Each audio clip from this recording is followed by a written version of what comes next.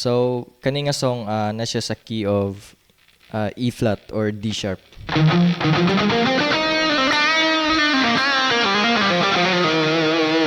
Pero sa instrumental nga part, ning minor siya.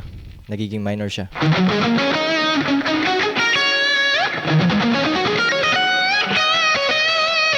So yung first part na ginawa ko kanina.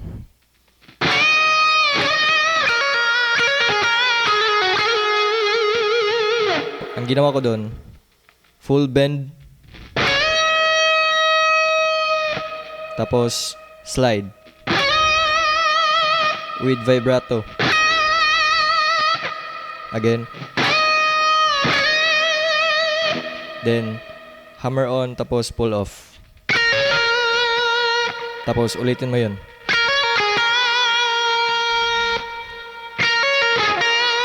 Pagkatapos mong mag hammer on tapos pull off, ito yung sunod.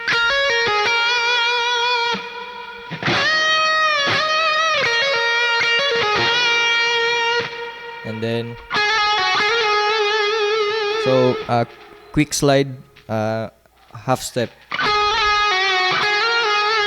Yung second slide mo, whole step.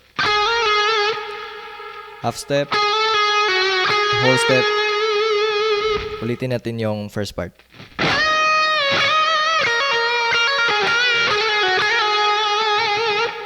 Second part.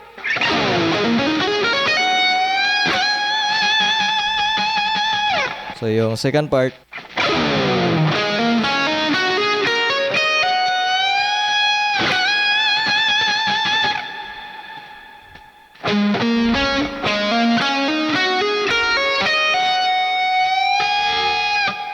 like full bend mo yung full bend mo yung first string mo. Tapos slide.